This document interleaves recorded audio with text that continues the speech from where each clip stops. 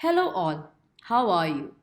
This is your Nimmy, and today we'll be moving on to the poetry of grade 12, Keeping Quiet. It's written by Pablo Neruda. So we'll start. So, as I told you before, the name of the poet is Pablo Neruda. Pablo Neruda is a person, is the pen name of basically the person called Neftali Ricardo Reyes Basalto, and he was born in the town of Chile. Okay, and then most of Neruda's poetry are easily understood because the language is very simple, and that's make his poetry beautiful. He also won the Nobel Prize in 1971. So if we focus on this particular poetry, you can understand it's quite an introspection which the poet is trying to make us understand that everybody at a point of time in life we should just pause and reflect of what is happening in our life. So let's move on to the poetry. Okay, so let's start. I have divided the poetry in a way so that you can easily understand. As you can see, we have divided the first two lines of the poetry as the first part of the poetry. Now we will count to 12 and we will all keep still. So as you can see, the poet is starting the poetry line by asking us to count till 12. So he's been like urging us to count till 12.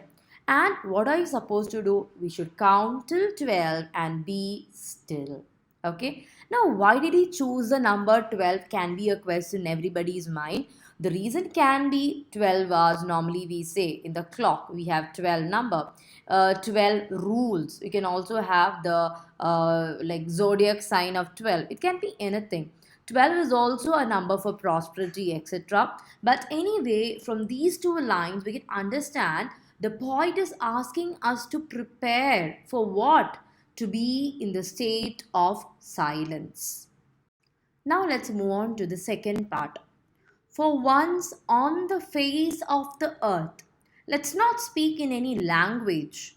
Let's stop for 1 second and not move our arms so much. So, over here, what is the poet trying to say? For one time, just once, on the face of the earth, let's not speak in any language. We all know there are a lot of barriers in everybody's life. For example, if we take the country India, in India itself, we have people with different languages. Our country is rich in the languages, culture, everything, you know it very well. So, here the poet is trying to say, let's not differentiate each other on the basis of the languages we are speaking. Okay, when you listen to a language, we know, okay, this particular person is speaking this language, so he belongs to this particular state. So we divide the people, right? So here the poet is urging everybody to break the barriers of language. And what are we supposed to do? We should untie with that one invisible tune. And what is that invisible tune? To become silent.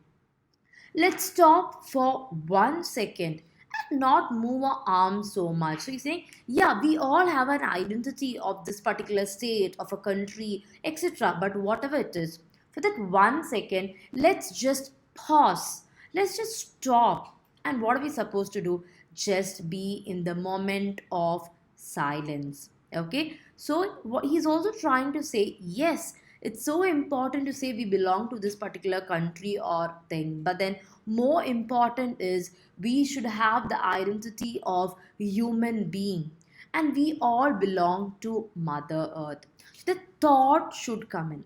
That is what the poet is urging us to do. So to break the barriers of the language is what he is focusing in this particular part of the poetry. Okay, now let's move on to this particular part. It would be an exotic moment. What do you mean exotic moment? Exotic means basically, something foreign or something which is not familiar, unfamiliar moment. So what is that moment the poet is trying to focus on? That moment is a moment of silence.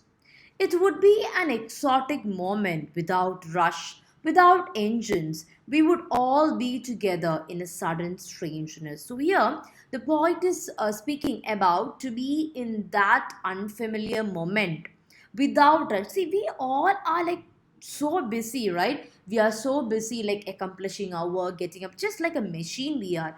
Just imagine alarm is ringing at 5 o'clock, getting up, getting ready, going for the work, and then coming back. So it's like, a quick rush. So here the poet is asking us to bring a pause to that rush. And then what are we supposed to do? Just like here the word uses without engines. Here it's also speaking about the industrial work which is going on, the industrialization, which is actually affecting the environment. So let's stop everything, the engines, without any rush.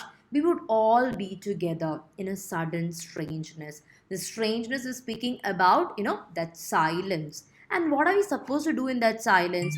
In that silence, we are supposed to recollect whether we have done, reflect whether we have done any mistake. That pause should be in there in everybody's life. Now, why are we pausing? Only if there's pause in life, we can bring everything into a complete equilibrium or a state of balance. Fishermen in the cold sea would not harm whales, and the man gathering salt would look at his hurt hands.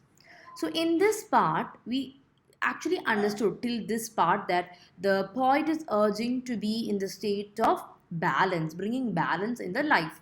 So, here they're speaking about there are different groups of people. In the previous stanza, he spoke about the industrialization, or you can say the engines, industries to make a pause. So here he is speaking about the fishermen. Fishermen in the cold sea, yeah, they would not harm whales, but some way or the other, they are bringing in certain mistakes. They're doing certain mistakes in that is affecting the ocean, affecting the sea world. Okay, so they are basically creating an issue in the sea in the same way. And the man gathering salt, okay, so when the people are making salt or gathering the salt in the sea, that's also actually affecting the sea. Along with that, it's affecting the person itself. Just if you look in the hands of the people who are gathering the salt, that's affecting the hand.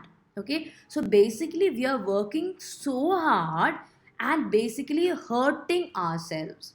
So here the poet is asking to say fishermen some way or the other are not harming the whales purposely, but they are also bringing in slight a danger to the whales. In the same way, the man, they're working so hard, unknowingly it's affecting their health. So here the poet is asking us to pause and introspect about the mistakes what we have done in our life. Those who prepare green wars, wars with gas, wars with fire, victory with no survivors, would put on clean clothes and walk about their brothers in the shade doing nothing. So here the focus is basically about the people who are involved into wars. Maybe the soldiers or people in the borders or the terrorists, everybody. Those who prepare green wars are the focus is on the biological weapons or creators of pollution. Okay, people working on with the gas, the fire, everything. What are they doing? Maybe they are into the wars and maybe atomic war, and these people they might become victorious, but there are no survivors left. So the point is basically mocking at the victory of those people. Okay, they are victorious, they are winning, but then what happened? There's a lot of destruction happening. They are affecting the nature, they're affecting the environment. Okay, they're affecting the people, the life of the human beings. So what is the poet asking them to do? Put on the white clothes. Now why white clothes? White clothes is basically the symbolic of silence, purity, something good, clean, serenity, etc. So the poet is asking them to put on the white clothes, and what are they supposed to do? Do nothing but walk about with their brothers. To walk about, just come into the closeness, be with the brothers, be with your friends, and be happy. Just be calm. Okay, let them stop doing whatever they're doing. Just pause, and it's time to reflect. This is what the poet is trying to speak through this particular stanza. What I want should not be confused with total inactivity. Life is what it is about. I want no truck with death. So, here the poet is trying to speak that please don't get confused with what I say. The poet is not asking to stop whatever you're doing. It's not continuously the total inactivity. But what is he trying to say is people should reflect about their own life. It's not about like no truck with death, not completely dead. But he's further focusing on just to pause for a moment and reflect or introspect about what has happened in his life. Whether he has done a mistake. If yes, correct it and then move on. Okay, if you're doing a particular job, see if it's affecting the environment, see if it is affecting another person. It's not about you getting a good salary or anything, but then it's about pausing, reflecting whatever you're doing, whether it's correct or not. That introspection is what the poet is asking us to do over here. Okay, so in the previous stanza, we came to know that the poet is speaking about not just about death or like it's about total inactivity, but just pausing. It's not the complete death. What is he trying to say? So over here, he's speaking about something different. If we were not so single minded about keeping our lives moving and for once could do nothing, perhaps a huge silence might interrupt the sadness of never understanding ourselves and of threatening ourselves with death. Perhaps the earth can teach us as when everything seems dead and later proves us to be alive. So over here, the poet is trying to speak about we are like so single-minded.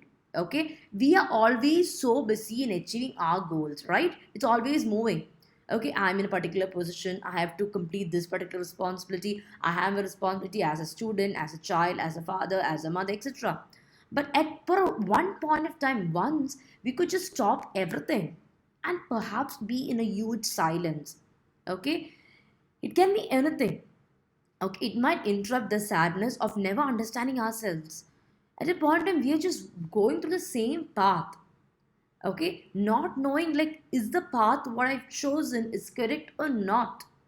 It's just like threatening with thinking about okay, I'm so and so age, I'm 70 years old, so I just have 10 more year, or I might be 5 year old, so I need to do that, I need to do this. It's just like achieving a lot of things, but not understanding that you need a pause in a life and like to just introspect. Okay, and for this to speak about this, the poet is also giving an example of Mother Earth. Perhaps the earth can teach us as when everything seems dead and later proves to be alive. The Mother Earth is also teaching us. How is the Mother Earth teaching us? Let's look into the seasons. Winter season is often considered to be the season of death, right? Everything is in a stagnant position, right? But again, there is spring is not far ahead. Another spring comes in, right? So, in the same way, here the poet is speaking to us. Mother Earth itself is teaching us to pause for a moment, right? It's like almost like dead, and later proves I'm not dead, I'm alive. That's Mother Earth. So, just like the winter season, a part of silence, like that in our life also, instead of just calculating about that, this, etc., we need to pause and introspect about our life. That is very much needed. Okay, never be single mindedness. Yes, our life should be moving, but there's no pause. If there's no pause in a life, it can affect us. So let's introspect ourselves and then move on. So, in this particular two lines, the last two lines of the poem, now I'll count up to 12 and you keep quiet and I will go. So, over here you can see in the previous lines, the poet has taught us how to be in silence. Okay, even to the machines, even to the fishermen, to all group of people, the busy people who are leading a busy life, he has asked everybody to be quiet. So, in conclusion, you can say the poet is teaching us through Mother Earth also he taught us like how there's a season of death and then it's alive. So same way we have a life. We should know what is the purpose of our life, what is the meaning of our life. Okay, and we have to choose the right path. So last two lines the poet is asking us that now let's put up this everything aside and let's start introspecting. Now I will count up to 12 and you keep quiet and I will go. So poet himself is going to introspect about his own life. So this is about Pablo Neruda's poem Keeping Quiet. So are you going to keep quiet and have you started to introspect your life? If not, this is the right time. Okay, you children are in the stage of like 16 or 17 years old, right time to introspect and to see like what you have to do next or whatever you have done in the past, whether it's right or not. So now with that we come to the end of the poem. We will quickly go through the poetic devices of the poem. The first one is alliteration. Alliteration, you all are very familiar. Repetition of the initial consonant sound. You all know what are consonants. I've repeated in many of the videos. Consonants are all the other letters other than vowels. Okay. So A, E, I, O, U are vowels. Other than A, E, I, O, U, other letters. Okay. They produce a sound. For example, B, K, all those are called consonants. So when these consonants are repeated, it's called alliteration. But where it should repeat in the beginning. So let's look into this example. We will count. So V sound is repeated. That's basically alliteration. Okay. Sudden strangeness. Sir sound is repeated. So always it should be in the beginning of the words, and also it should always be consonants. That is called alliteration. Now moving on to repetition. Repetition is basically repetition of any words.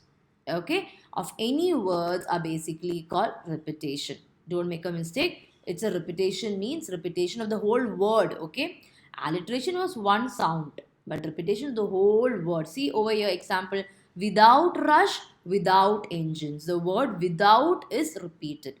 This is called technique of repetition. Now the third one is symbolism. We all know the dove symbolizes peace. In the same way, certain things have symbolism to something else. Over here, brothers are symbolized the mankind. Okay? In the same way, green walls that symbolizes deforestation, wars with gases symbolizes the atomic wars, etc. So all these are symbolism. So in the poetry also, a lot of symbolic meanings are there in the poetry. Antithesis, you might be familiar for few, but not for everybody. So, antithesis, you say something and just the contradictory or the opposite thing comes in the continuation of the line. It's called antithesis. For example, you should count to 12 and then keep still. Counting is an activity and asking us to be still. So, it's just the opposite of one, the contrasting one. That's called antithesis. Okay. The next one is personification. You are familiar with personification, okay? The human trait given to an object, okay, or non-human things. For example, Earth can teach us. Earth cannot teach us. It's just not a human being. Okay? Obviously, it has life, but non-human things teaching us something, it's impossible. So that's basically called personification. When a human attribute is given to a non-human thing or animals are basically called personification. So the example over here given is earth can teach us, okay, but earth cannot, like through their life, yes it can, but then earth is not a human being to teach us, okay. The next one is metaphor.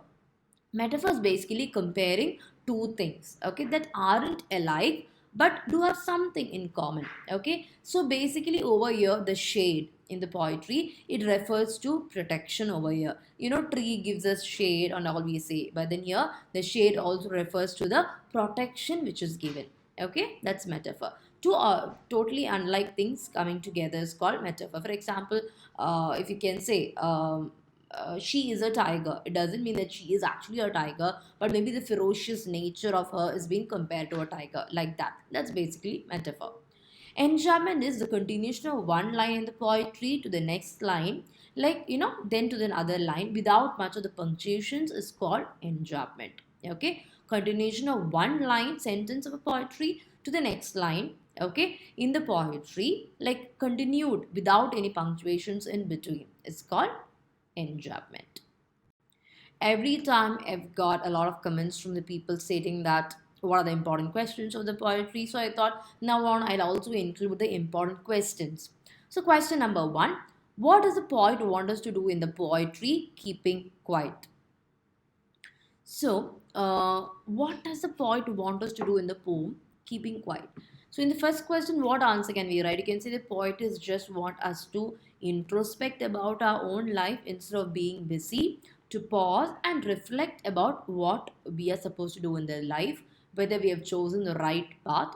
That's what he's trying to say through the poem. Question number two, how will keeping quiet protect our environment? We know our environment. How are we polluting our environment? Maybe through because of the wars, or maybe even the like how because of using the vehicles. You can use cycle like that. So all these are basically affecting the environment, wars especially. So while we are keeping quiet, while we are pausing it, we are reflecting whether we have done any mistake, whether we are polluting the environment, etc. So in that way, that reflection can help to protect the environment, which is the exotic moment that the poet refers to in keeping quiet. The exotic moment here the poet is trying to speak is about the being silence. Okay, being in the pause of silence, being in the process of silence. Okay, so that's exotic. What do you mean exotic? Something unfamiliar, something foreign. Okay, we are not familiar with it, right? So that is exotic, being silent and introspective. The last question, how does stopping for a second helps us? According to the poet Pablo Neruda said, in everybody's life, we all make a mistake in a life. Maybe, some way or the other polluting the environment, or maybe hurting other person or something of that sort. We all have done mistake. We might have chosen the wrong path. So what are we supposed to do? We are pausing, and what are we doing? We are introspecting. We are reflecting. Did I do a mistake? Yes, no. If I did the mistake, then what am I supposed to do? I should correct it. Okay, that will help us to move on in our life. Okay, so I hope you have enjoyed the video. I hope you've liked it. So if you're watching for the first time, please don't forget to subscribe, like, and share with all your friends who are watching it. Hope it was a useful video. Which chapter should I take next in grade 12? Please comment in under this video. So see you in the next video. Until then, bye. Your Nimmy signing off. Bye.